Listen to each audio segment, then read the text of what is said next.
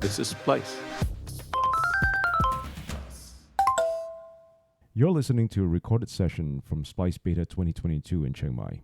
We've edited this, but only slightly. Hey everyone, this is Alan, and in this session we've got Javier, the CEO of PumaPodcast's, and he's talking about how to listen to your audience, and perhaps maybe realizing that what you created for them isn't the reason why they're coming to you in the first place.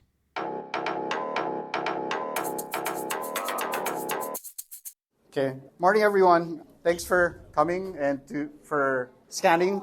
I realize it's more work than you want to do at 10 a.m. today after pretty sure everybody was partying last night. But here we are. Thanks for coming to my talk. This workshop, I'm going to try to make it as interactive as possible, but I also want to acknowledge that you are all amazing in the jobs that you do. So I'm not here to tell you what to do.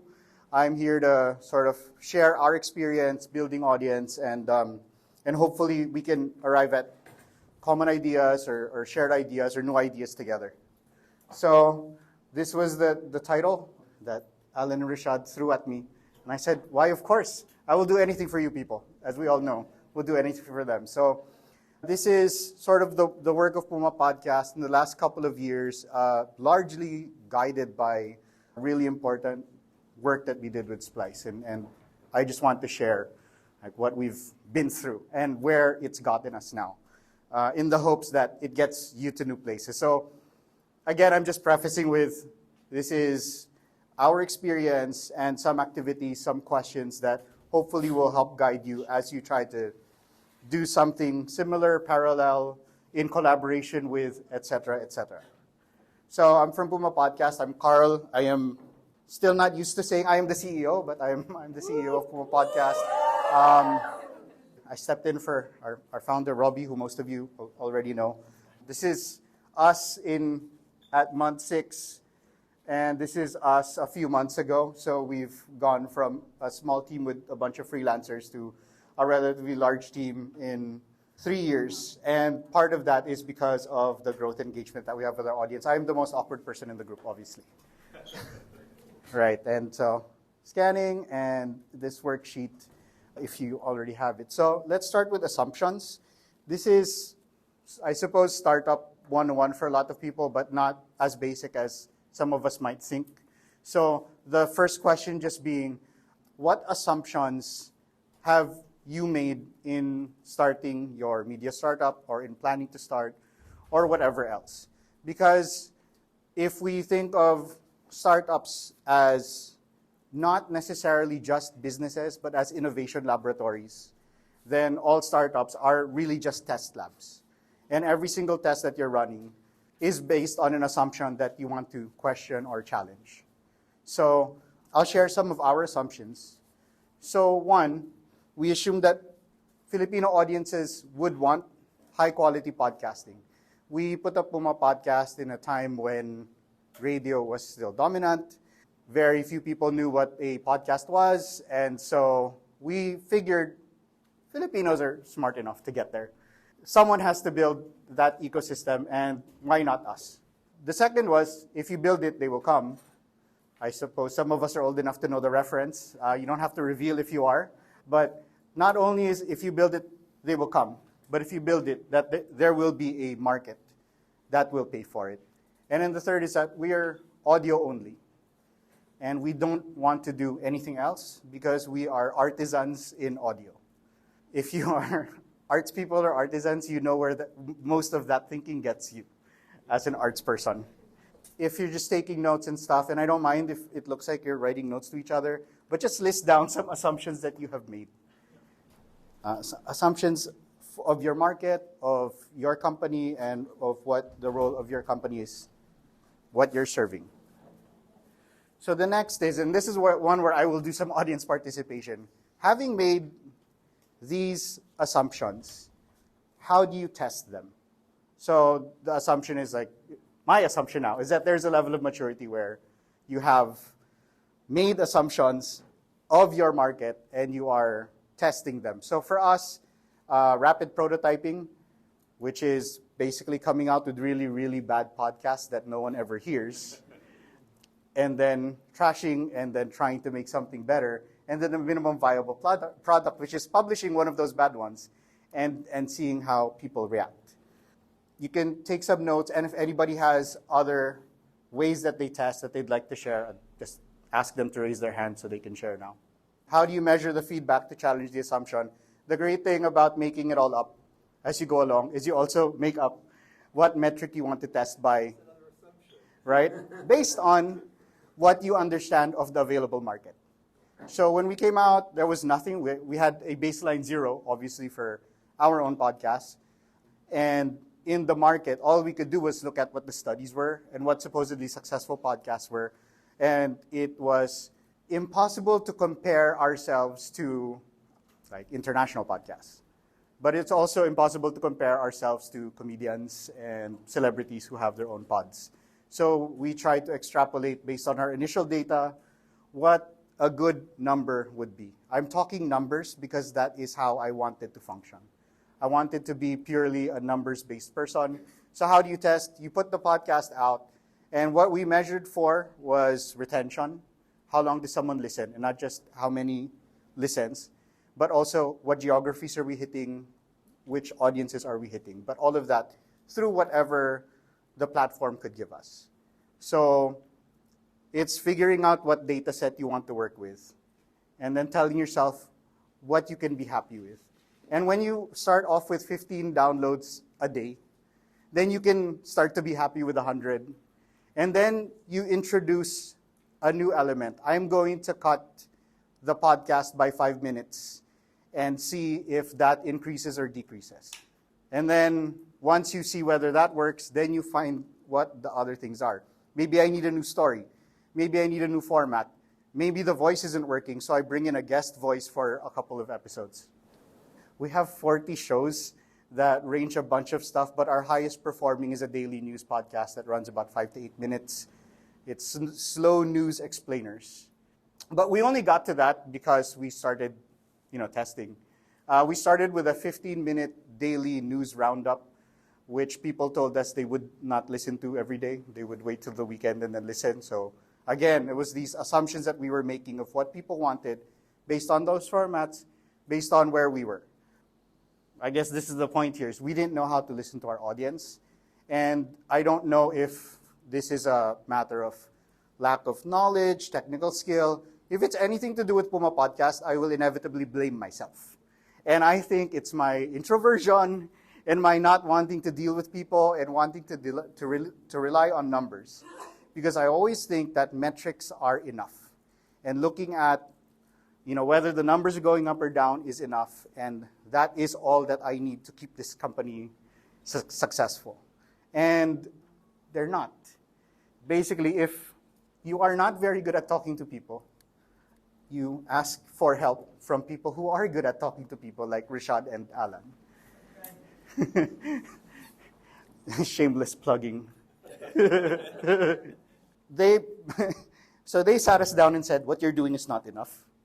Not in as harsh a way. Obviously, everything is processed through my weird mind. So what you're doing is not enough, and you need to figure out another way to engage and build out another suite of data that you can draw from. And it doesn't matter that this is here.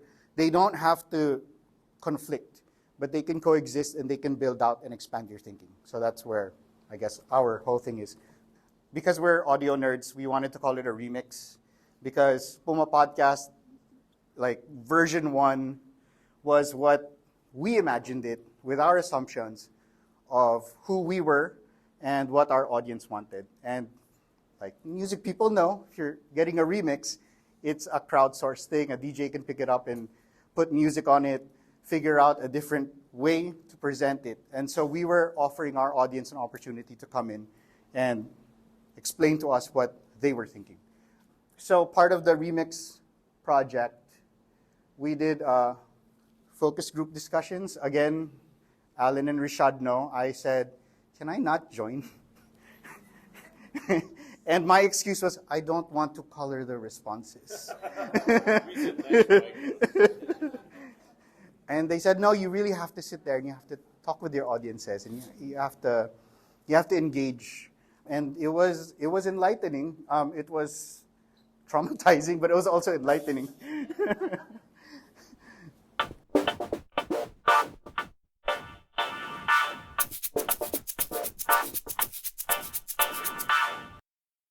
sometimes you need to ask. And these are some of these interesting things that came out of the study. So sorry if that's small, I'll just read out some of it. So 66% said that they were listening to understand what's going on in the Philippines. So that's good validation for what we believed.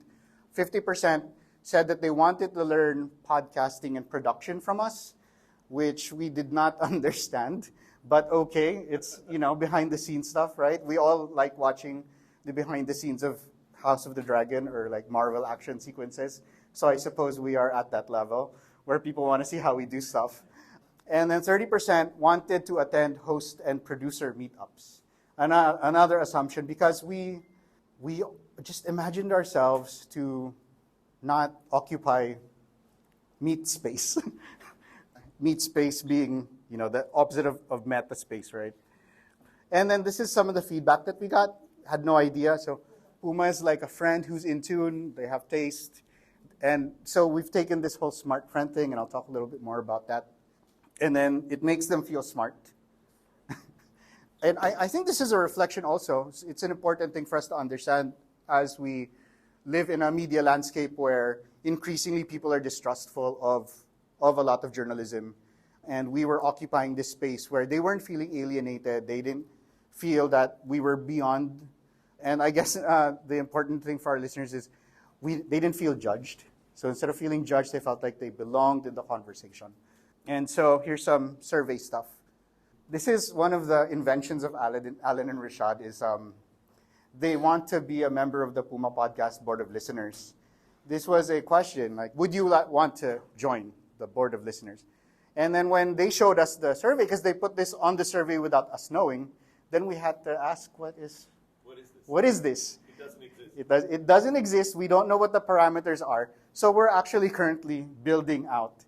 We have identified super fans who will become part of the board. We don't know what they will do. We don't know what the function is. But because they told us that they would like to be there, we will build it for them. They wanted to give us money. That was one of the surprising things so one of my assumptions, because the Philippines as a market refuses to pay for things.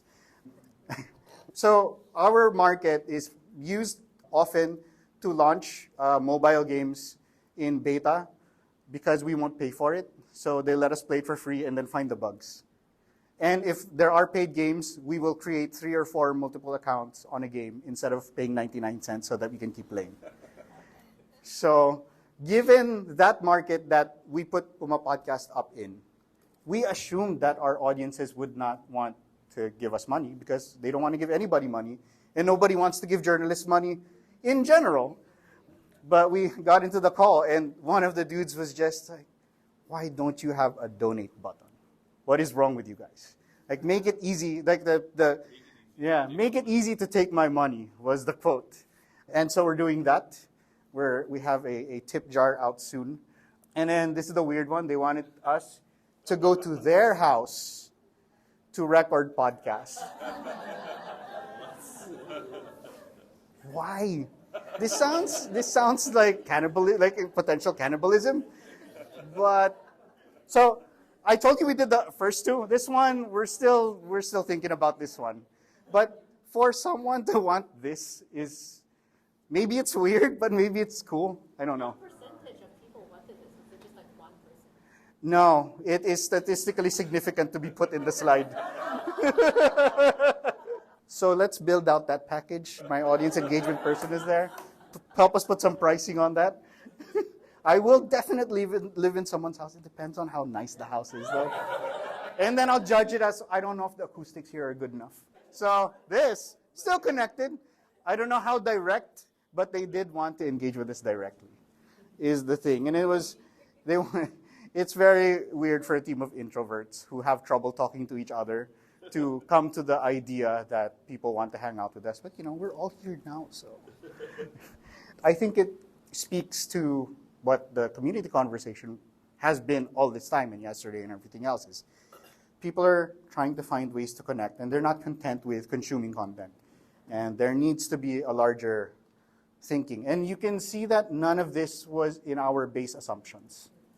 None of this was in, Puma Podcast V1, V0.1, Like, this was not part of the initial thinking.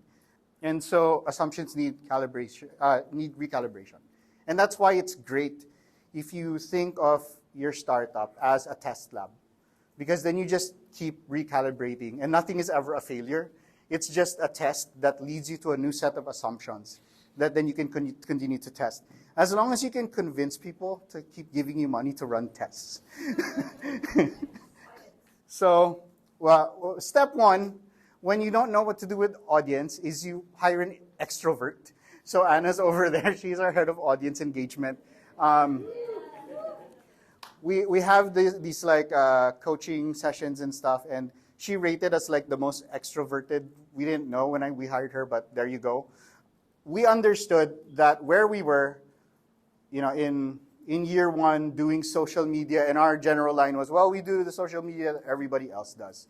And that was not strategic. It wasn't paying off, and we came to understand that only after, well, you know how you have an intuition of something is not working, but it's only when you run the proper testing, like the audience survey, that you confronted with the data that this is not enough. And at least we were lucky enough in our organizational age or development that we had the capacity to hire an audience engagement lead. Like, organizationally, it made sense. Financially, I don't know, but here we are.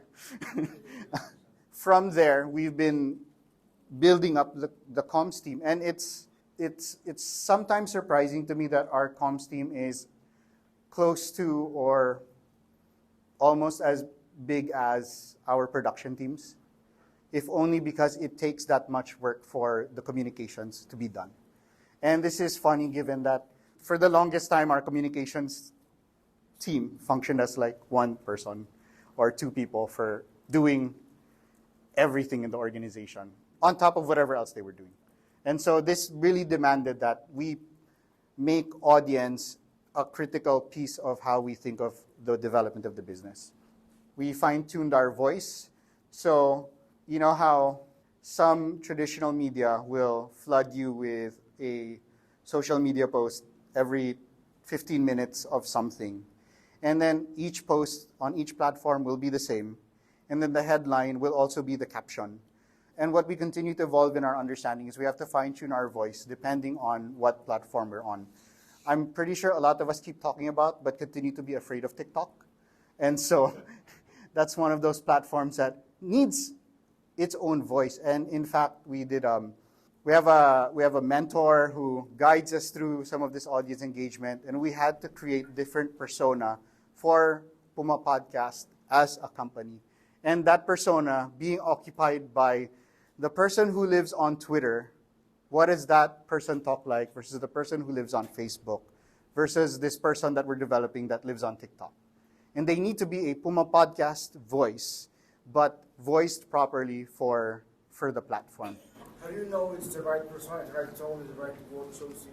If people respond to it. Yeah, but you come from nowhere, how do you start going through this mess? So we would write out different versions of the posting, and we would kill the ones that didn't sound right.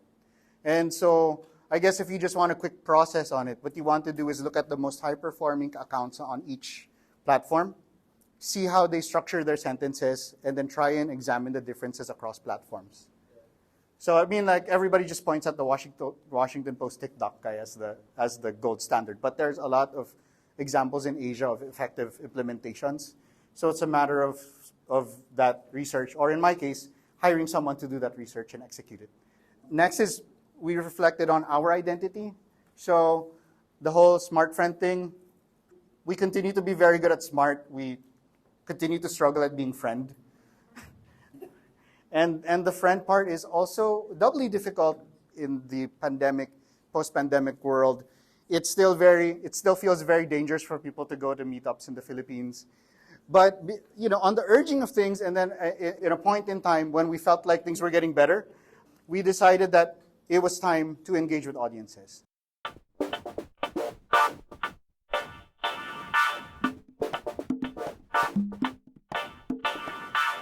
And I guess that's one thing that I invite you to think about. If you have a suite of products, what in that suite of products could you test? So I'll talk through some of our options. So we have a podcast called Squad Leader, and it features like a super high level executive, and then he analyzes video games and talks to other high level executives about how they use what they learned from video games to lead their organizations. And so we thought, why not do an executive dinner where we would invite people, charge them for steaks, get some of the money off of that and turn it into a really big event. And when you speak of executives, they're willing to pay more, so you don't have to bring in that many people. So that was one. We have a show on female sex and pleasure. And then in the Philippines, there's a trend. It would translate to like auntie's brunch, where women of a certain age will meet up on Sunday mornings and they will drink mimosas and talk. And we were thinking, what if we built an entire event around this, where, again, you charge people for the brunch and for getting to hang out with the host and the producers and have those conversations that are not available to you if you're just a listener. And then another option, we have a fairly popular economics podcast. And we were thinking, why not get an auditorium, fill it with students, and then record it as a live episode. But we didn't do any of these. Part of it probably selfish, but we did something for my podcast. So I have a guitar podcast. I started to learn to play guitar during the pandemic. And then my guitar teacher is like a rock star who lost all his gigs because of the pandemic. So he became a guitar teacher. And from there, we put out a podcast. And we thought this might actually be the thing that draws people in. We ran a contest to see. We invited listeners. We ran a small contest. We rented out a professional studio where famous bands in the Philippines actually record stuff. So it was a trip for some of the people who got to join, because it's where they see the bands that they admire playing, and they get to come over and they get to jam, and it was recording. So you saw a version of our band last night. So we're called the Light Snacks. I won't explain. It's a long story, but it's spelled L-I-G-H-T, and last night was L-I-T-E because we were a smaller version. But as a result, also, not only community building, but we started with the assumption that we were non-music audio production, but without really trying, our entire staff of audio engineers are also musicians and music producers. So they played backing band, also me, because I'm selfish and I wanted to be a part of it. And they also mixed and mastered the album. So now, from being just podcasters meeting with their audience, it is actually an EP that is clearing rights. We have to clear some rights first, but it'll be up soon enough. And that's the company band, which continues. And then on the strength of this one small event of about 15 attendees, no longer recorded and photographed, but then because we had like bona fide rock stars playing within the backing band, a bunch of rock stars showed up, and then they played private sets for the attendees without planning any of it. So it was all very organic. And so we actually put up a concert. There's a band that was famous 20 years ago that reformed just to play our concert. So we did this in September. So from our first event in June, we put up a concert where we invited the audience. And this was also sort of two-pronged. We used the newsletter that we were building to invite people. And then we bought beers. And if you wanted a beer, you had to subscribe to the newsletter if you were not yet subscribed. We had a messaging campaign. So we regularly do things to try and just advance an important message that we feel. So before it would have translated to needs to be true. So this one was called Mabuting Makinig, which is it's good to listen. And then we called it Mabuting Makigig, which is it's good to gig, right? So it was something that was very within our identity, and we did get bands that were also within the Puma Podcast identity, spirit. The headliner band is a band that is fronted by a human rights lawyer. So he used to be a rock star, and now he's a human rights lawyer and a rock star. And he continues to write and do important work in the space. So everything here was mission-driven, but community-focused. And so we went from audio only to audio first. So again, one of the things that we were holding on to was we will never do video because that is against us. And these are assumptions that you need to overcome once you're confronted with data. And then the whole, we don't want to hang out on social media because that's a cesspool. Ugh. But also, like, you have to get on as many platforms as possible. You have to go where people are. They're not on Discord for us, thank God. But but they are on these different. Right now, they're on the newsletter. Right now, they show up every week on Twitter Spaces. I don't know what's going to happen there, where we'll migrate them to given new situations. But this adaptation was very important to us because this meant this doesn't change any of our vision or mission, but it changes our execution. And so it changes the build-out of our team. And it justifies having a communications team that is almost as big as the production team. So we never imagined this. So I guess my question for you is, what does your customer-focused product look like? And obviously, maybe you'll need to go and start building out the assumptions. So I understand that people will be at different phases at this point. Some of you will be planning a product, and therefore, if you haven't made assumptions, this is the perfect time. Make the assumptions, write out the tests. Right? If you already have a product, but you didn't have assumptions tied to it, then you can write the assumptions, put the numbers up for testing, and then you're deciding what the right testing will be, whether that's numbers, whether that's talking to people, whether that's hiring smarter people that are better than you to talk to your community for you, whatever that is. And then if you already have a developed product, then the question becomes, what is the next product line that is more audience-focused? Think about these things. I think this should be there. What assumptions? How do you test? And then the things that I haven't talked through, but I think are important on that worksheet is, if you need to change direction, what's the first step? So like for us, that first step was hiring an audience engagement lead. Well, actually the first step is realizing that you need to hire an audience engagement lead and then finding the right person for the job. But figuring out if you need to make, the word pivot is so annoying because but if you need to pivot, what is the first direction of that pivot? And then I love the idea of the adjacent possible. So it's you can only progress to the next thing based on what is adjacent to your step. So the moment that you move in that direction, what are the new possibilities that you were not pursuing within that first direction? And then last is, what are the 3 questions you would love to ask your audience? Like, I want people to come out of this with those 3. If you could talk to them, what would you ask? And then what are things that are weird that you could ask them? We've seen the weirdness of what audiences want. So maybe what weird things would you ask from them? What would you want to know? And what line of questioning gets you to a point where they're revealing things for you? Yeah. And then the sort of meta levels, what do you learn from those questions that you're asking? And are those the primary things, or are those just things opening up? That's just you guys being journalists and knowing the questions to ask. Yeah, I think that is my talk.